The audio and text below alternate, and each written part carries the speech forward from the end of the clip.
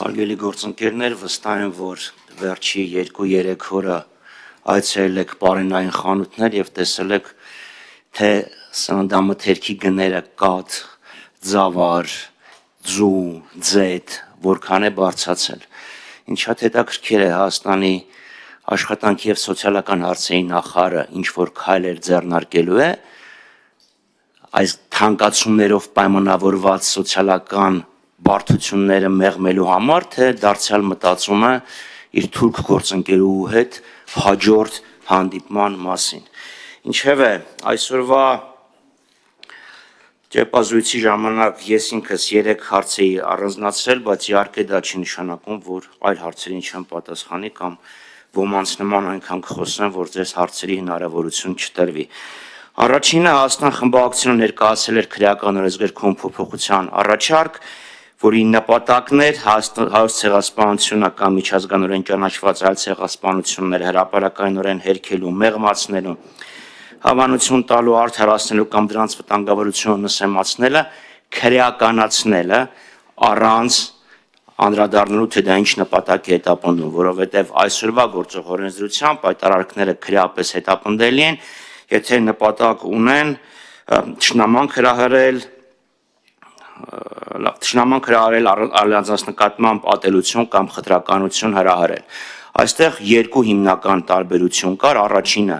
հայոց ցեղասպանությունը առանձնացվում էր, հստակ գրվում ենք, որ կա հայոց ցեղասպանություն, որովհետև գործող կարգավորման մեջ հայոց ցեղասպանությունը առանձնացված չէ, եւ երկրորդը առանց որևէ նպատակի հետամուտ լինելու, ինչի է, եթե մարդը նսեմացնում է, կարևորությունը նվազեցնում է, հերքում է, արդարացնում է, պետք է դատվի։ Մենք այսօր Հայաստանում տեսնում ենք, որ Օվերտոնի պատուհան է բացվում հարցականի տակ դնելու հայոց ցեղասպանության հետևանքները եւ նույնիսկ փորձ է արվում ինչ որ չափով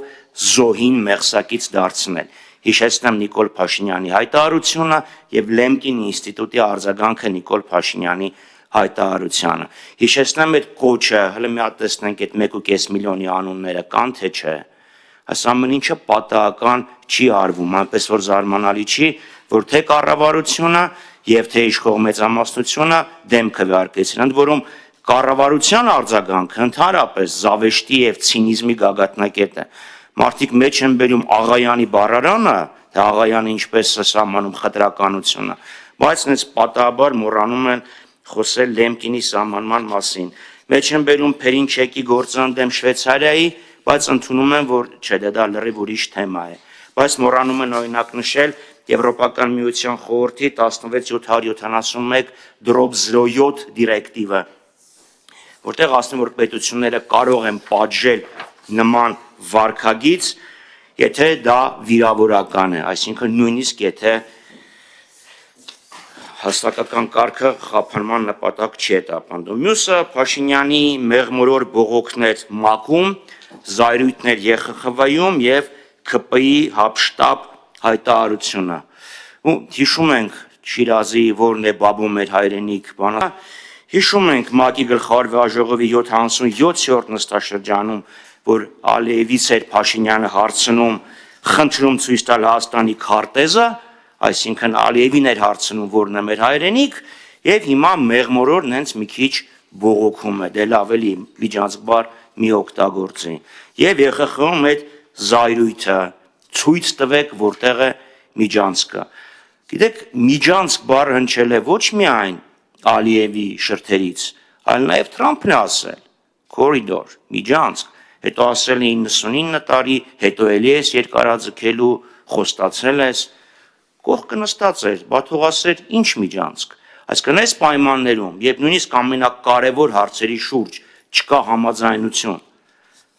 հապշտապ, սենց գնալ, ստորագրել, նախաստորագրած թուղթը ներկայացնել որպես խաղաղություն, դա կներեք, էլի մարազմ է։ Մյուսը այս ապաշրջափակման հետ կապված, նույնիսկ այս իշխանությունների, այսինքն թափահարած, այսպես կոչված խաղաղության խաչմերուկը բոլոր կապուղիների ապաշրջափակման պահանջ է ներառում։ Փաշինյանը հունվարի 8-ին այս տարվա ասում է, մենք առաջարկություն ենք ներկայացրել ուրեմն Երազղ, Սադարակ, Կորդուբադ, Մեղրի, Զանգելան երկաթուղին բացելու շատ կոնկրետ առաջարկ։ Այն ինչ որ համաձայնեցվել է Ալիևի եւ Փաշինյանի միջև Թրամփի ներկայությամբ, այլ ոչ թե եռակողմ, ընդհանրապես չի անդրադառնում Սադարակ երազղ հատվածին։ Նայեք քարտեզը, այսինքն ինչ են իրանք պատկերացնում, որ ինչ որ մեկը իր բեռները պետք է դնի բեռնատար, գա հասնի Մեղրի, Մեղրիից դնի գնացք եւ գնա ուր։ Բա ոնց են դուրս գալու Արարատի մարզ, կամ ինչ եղավ, ուր կորավ Ղազախով դեպի ուրեմն հյուսիս եւ դեպի արևելք, դեպի Կասպից ծով ճանապարհը։ Այսինքն փորձում են ժողովրդին խաբել, թե եղել է խաղաղություն, թե կա ապաշրջափակում։ Եվ երեկվա այդ հապշտապ նախագիծը մի նպատակ էր։ Այդ տեսել եք, չէ, Տերն ու Ծառան, կամ կարդացել եք, չէ, հեքիաթը, ասում է, չէ, աղա ջան, չեմ ջղայնանում, որ հանկարծ Ալիևը չմտածի, որ այդ մեղմորոր բողոքը եւ պորտկումը հանկարծ նշանակում է, որ Փաշինյանը կարող է Ալիևին ասի, դե լավ, դե հերիք եղավ։ Եվ երրորդ կետը, գիտեք, մի մարդ, որը խոսում է, ասում է կառավարությունը ես եմ, հանկարծ խոսում է ներկուսակցական ժողովրդավարության մասին։ Շատերս ենք տեսել, թե ինչ տեղի ունեցավ ԿՊ համագումարի ժամանակ,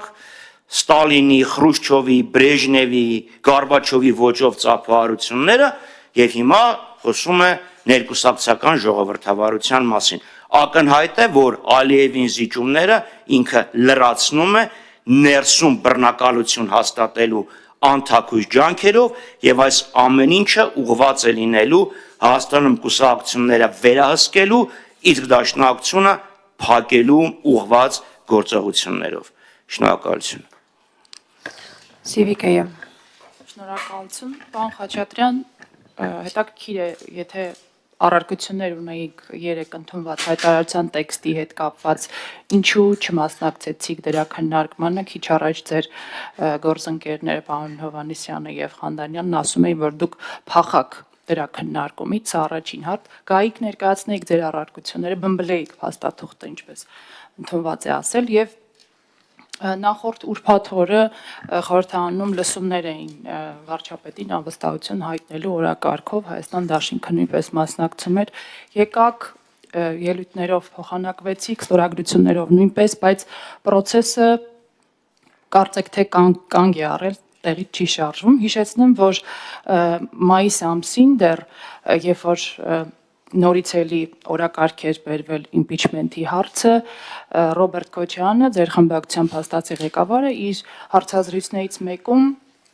անդրադառնալով իմպիչմենթի թեմային ասել էր, որ դա անիրատեսական գործընթաց է, քանի չկա փողոցային process, եւ ասել էր, որ խմբակցությունը նաեւ ենթադրաբար դուք չպետք է ֆոն եւ դեկորացիա դառնաք ինչ որ մարդկանց երազանք իրականություն դարձնելու համար։ Այդ ժամանակ վարչապետացուն Էդմոն Մարուքյանն էր նախկին դեսպան։ Հիմա Հանրապետական կուսակցությունը այլ տեխնացու է առաջադրել Մասիսի քաղաքապետ Դավիթ Համբարձումյան։ Ուզում եմ ճշտել պարոն Խաչատրյան,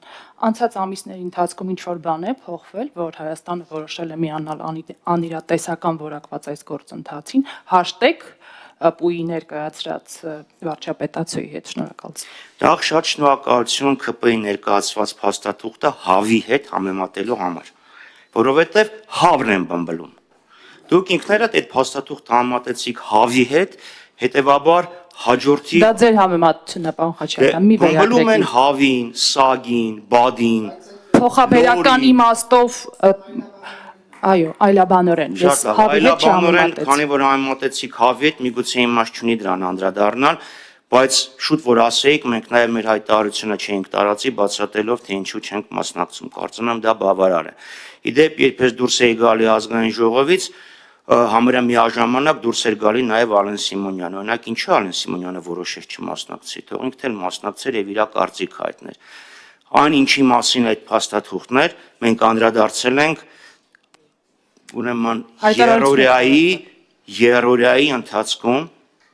թե հարց ու պատասխանի ժամանակ, թե տասրապյանոց ելույթների, ինչ նպատակ է այդ ամեն ինչ հետապնդում, այն ինչ ներկայացված է ժողովրդին խաղաղության հետ բացարձակապես որևէ աղերս չունի։ Դրանպես Փաշինյանը ինչ է ասում։ Ասում էր ժողովուրդը ընտրել է ժողովուրդն ընտրել է ինձ, հետևաբար իմ իմ դեմ խոսելը նշանակում է խոսել ժողովրդի դեմ, հիմա էլ ասում է այս թղթի հետ խոսել նշանակում է խոսել խաղաղության դեմ։ Ոչ, մենք խաղաղության կողմ ենք եւ դրա համար էլ դեմ ենք այս փաստաթղթին, որովհետեւ դա չի բերում որևէ մեզ չի մոտեցնում խաղաղությանը։ Ձեր երկրորդ հարցի հետ կապված մեր մոտեցումը impeachment-ին նույնն է, չի փոխվել, ասել ենք, որ այո, կա 28 ստորագրություն, 28 ստորագրությունը պատրաստ ենք տրամադրել, գործընթացը լինի, տեսնենք ինչ ենք անում, շնորհակալություն։ Ազատություն։ Պարոն Խաչատրյան, ինչպես եք գնահատում վարչապետ Նիկոլ Փաշինյանի մեկնաբանությունը, թե ինչ նկատի ունի Ալիևը, երբ ասում է Զանգեզուրի Միջանցք, Փաշինյանը հետևյալ կերպ է բացատրում, որ դա Զանգելան հորադիս ճանապարհն է եւ Ալիև ավելի կարճ որոշել է Զանգելան հորադիզը անվանել Զանգեզուրի Միջանցք։ Սա մեկ եւ նա նաեւ պահանջել է, որպեսզի քարտեզի վրա ցույց տար, թե որտեղ է այդ Զանգեզուրի Միջանցքը, հայտնի չէ թե արդյոք Կոպենհագենում տետատետ հանդիպման ժամանակ այդպիսի բացատրություն հնչել է թե ոչ, սակայն ԿՊԱ-ական ձեր գործընկերներն ասում են, որ համատեղ հայտարարության մեջ արդեն իսկ նշվում է, որ թրիփի ուղին անցնում է Հայաստանի տարածքով եւ սրանով ամեն ինչ ասված է եւ թեման փակված է։ Սա դուք բավարար համարում եք այդ հայտարարությունը, թե ոչ։ Նախ ես Փաշինյանի էքստրասենսոր հնարավորություններից տեղակ չեմ, թե ինքը ինչի նկատի ուներ Ալիևը, երբ խոսում էր Միջանցքի մասին։ Հավանաբար այդ հարցը պետք է քննարկվեր Կոպենհագենում, ձեր հետ լրիվ համաձայն եմ։ Բայց հիշեցնեմ, որ 18-20 թվականներին, երբ այս իշխանությունները գաղտնի բանակցում էին Արցախյան հակամարտության կարգավորման շուրջ, Փաշինյանին երբ ասում են լավ հանդիպել եք Աշխաբադում, Դուշանբեում, Ժնևում, Մյունխենում, ինչ եք քննարկել, դե ասում էր փորձում ենք քննարկենք, հասկանանք, տեսնենք նույն բառի տակ նույն իմաստ ունենք, թե չէ, նույն իմաստ ենք հասկանում, թե չէ։ Հիմա ունենք մի իրավիճակ, երբ Փաշինյանի մեկնաբանությունները էապես տարբերվում են Ալիևի մեկնաբանություններից եւ ողջամիտ հարց է առաջանում։ Լավ, մի հատ հասկանանք, այս բառի տակ ինչ ենք հասկանում։ Միգուցե այլաբանություն է, ինչպես ձեր գործընկերուհին ասաց, այլաբանություն է այդ միջանցքը, թե իրական միջանցք է, որը լույսը կարելի է վառել եւ անջատել։ Առանց դրա այս հապշտապությունը ինչով է պայմանավորված։ Իրոք հարցեր են, որ ուզում ենք հասկանանք, կրկնում եմ, նույն Թրամփը կա, ելույթը, խոսքը կա։ Նայեք, մարդը օգտագործում է միջանցք կորիդոր արտահայտությունը։ Եթե դա հստակեցված չի, ինչ են ստորագրում։ Կրկնում եմ, Փաշինյանի, Հայաստանի իշխանությունների պահանջը բոլոր կապուղիների միաժամանակյա ապաշրջափակումը փոխարինվել է փոխադարձ առավելություն, անորոշ, անսահմանելի մի ինչ-որ նախադասությամբ։ Որոնք են այդ փոխադարձ առավելությունները։ Նույն Նիկոլ Փաշինյանը 2001 թվականին ասում էր. «Միջանցքը պետք է թուրքերին եւ ամերիկացիներին տանք, փող աշխատենք»։ Փող աշխատելը ինքը դիտում էր որպես փոխադարձ առավելություն։ Կարող ենք բացառել, որ հիմա էլ դա նկատի ունի։ Չգիտեմ, ի տարբերություն Փաշինյանի, ես էքստրասենսոր ունակություններ չունեմ եւ իր մտքերը կարդալ չեմ կարող։ Բայց երբ խոսում ենք օրինակ սահմանը, ցույց տվեք սահմանը գծեք, չէ՞ որ ասում է 77-րդ վեաժողովի ժամանակ։ Դրանից հետո Հայաստանն առաջարկում էր Գենշտաբի, ՍՍՄ Գենշտաբի 74-79 թվականի քարտեզները օգտագործել որպես հիմք, բայց այդ քարտեզները այլևս չեն դիտարկվում Ադրբեջանի կողմից։ Երբ որ Փաշինյանն ասում է եկեք այս թեման փակված համարենք, փակված համարել կարող ենք Զանգեզուրի Միջանցքի թեման, ինքը հենց այդ Քարորիայի հարց ու պատասխանի ժամանակ էր ազգային ժողով կառավարություն ասաց եկեք թեման փակված համարենք, որտեղ սա նկատի ունի Զանգելան հորադիզը։ Նո, ինքը թող փակված համարի, բայց դա չի նշանակում, որ թշնամին փակված է համարում, իրանք շարունակում են դա պնդել։ Այլ հարցեր կան, կներեք։ 24 News։ Ես Կոպենհագենում եղել եմ 2015 թվականին առանց Նիկոլ Փաշինյանի։ Պարոն Խաչատրյան, դուք խոսեցիք կուսակցությունների թափանցիկության մասին, բարձրացված խնդրի մասին, վերջին հարցու պատասխանի ժամանակ այդ հարցը բարձրացվեց եւ մասնավորապես դաշնակցության հետ կապված, որ թափանցիկ չի իրականացվում նվիրատվությունները, մեկ մարդու անուն է նշված, քվեաթերթիկ անգամ երբեմն կուսակցությունները չեն ունենում ընտրությունների ժամանակ եւ Նիկոլ Փաշինյանը ասում է, որ կուսակցությունը պետք է լինի ամենաթափանցիկ գործող համակարգը, ժողովրդավար երկիր ենք եւ պետք է գտնենք մեխանիզմներ, որ համապատասխանեցվեն ժողովրդավարության կանոններին, ընտրություններին չմասնակցելու հարց կարող է նաև առաջանալ, ինչ մտավախություն չունեք, որ այս հարցը կարող է դրվել եւ թույլ չտան, որ դաշնակցությունը ընտրություններին մասնակցի եւ ինչու է դաշնակցության հարցը վերվել այսպես օրակարգ եւ ամեն նիստի ժամանակ քննարկվում այս հարցը։ Լավ, գիտեք, ի տարբերություն շատ ԿՊԱ-ականների եւ նաեւ Նիկոլ Փաշինյանի, ես 34 տարուց ավել դաշնակցության կուսակցության անդամ եմ եւ չեմ կարող ասել այլ կուսակցություններում ներկուսակցական ժողովրդավարությունը ինչպես է գործում։ Հիմա ճիշտ ասած չեմ թարմացրել տվյալների բազաս ովքեր են իրենց կուսակցության փոխնախագահները, բայց մինչև այս համաժողովի փոխնախագահները կարող է վերընտրվել են, դրա համար եմ ասում, չեմ թարմացրել բազան, առաջնահերթություններից մեջ դա չի մտնում։ Մեկը նախկին ՀԿ-ական էր, մեկը նախկին ԲՀԿ-ական էր։ Իրանց կուսակցությունում կան բազմաթիվ կուսակցափոխեր, միգուցե ինքը տենց համեմատել է։ Բայց կարող եմ ասել, որ դաշնակցության ժողովները քննարկում են կուսակցության քաղաքականությունը, երկար եւ շահագրգիռ, որևէ մեկը ելույթ չի ունենում եւ ծափ չեն տալիս, չեն գոռում կեցե։ Լուրջ ժողով է, որը քննարկում է կուսակցության քաղաքականությունը, ընտրում է մարմին եւ հանձնարարում է իրականացնել կուսակցության ընդունած որոշումները։ Բացումը բաց է։ Լրատվամիջոցների համար նաեւ հրավիրում ենք այլ կուսակցությունների ներկայացուցիչներ։ Դրա վերաբերյալ ընդունված որոշումների վերաբերյալ ընդունվում է հայտարարություն եւ հասարակությունը պատշաճ կերպով դրա մասին տեղեկացնում է։ Իսկ եթե դուք անձամբ դուք չէ, եթե քաղաքական ուժ կա, որը որոշումները կայացնում է այլտեղ եւ համագումարը օգտագործում է զուտ շոուի, ծափողջունների, ծնկի գալու դերասանական բարձր վարպետությամբ եւ կեցե գոռալու համար որոշ քաղաքական ուժեր։ Իսկ ֆինանսավորման հետ կապված կուսակցությունը ֆինանսավորվում է օրենքով չարգելված միջոցներից, մասնավորապես անդամավճարներից։ Իսկ ընտրություններին որպեսզի չթույլատրեն մասնակցեք, բայց իմ հարցի պատասխանը չի տրվել։ Ներողություն, ես Հարցի շարունակություն Երմեն ավելի ընդհանրական ամեն ինչ արվում է կուսակցությունները վերահսկելի դարձնելու համար, իսկ ոչ իրենց համար ոչ ախորժելի կուսակցություններին, ումից վտանգ են տեսնում ընտրություններին թույլ չտալու համար, ինչպես դա արվեց 95 թվականի հուլիսին, եւ կուսակցությունները արգելելու համար։ Ֆակտոր խնդրում եմ կարճ։ Պարոն Խաչատրյան, ճիշտ են տեղեկությունները, որ Քոչարյանը Մոսկվայում Կիրիենկոին է հանդիպել եւ ընտրությունների հետ կապված քննարկում են ունեցել, նման տեղեկություն հրապարակն է հայտնում եւ ինչու գնալ Ռուսաստան եւ եթե իսկապես դա ճիշտ է եւ ռուս պաշտոնյայի հետ, այլ ոչ թե հայ ժողովրդի հետ քննարկել Հայաստանի ապագան ընտրական գործընթացները։ Հանդիպման մասին չգիտեմ, տեղակ չեմ, ինչ է քննարկվել, նույնպես տեղակ չեմ։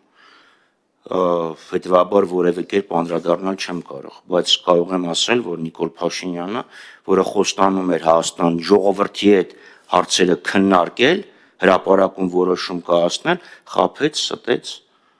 եւ ժողովրդի թիկունքում կնքեց բազմաթիվ կենսական փաստաթղթեր, որոնք Հայաստանի համար էական Ներեկա, պարոն Խաչատրյան, դեմքերը մի փոքր խառնում եք, ես Քոչարյանից եմ հարցնում, ոչ թե Փաշինյանի։ Հանդիպումից։ Հիմա դուք ասում եք տեղակ եք, չէ, քննարկել են, չգիտեմ։ Ժողովրդավար չի ձեր դաշինքը, դաշինքի անդամներից մեկը, որ մի բան է անում, մյուսին չի Անում է, տեղյակ։ բայց դա մոտ ունեն պարբերական հանդիպումներ։ Շնորհակալություն։ Քոչարյանի հետ ես վերջին հանդիպման ժամանակ Կիրիենկոյի հարց չի քննարկվել, հավանաբար ձեր ասածը եղել է ավելի ուշ, երբ տեղյակ չեմ։ Շնորհակալություն։ Սիրով։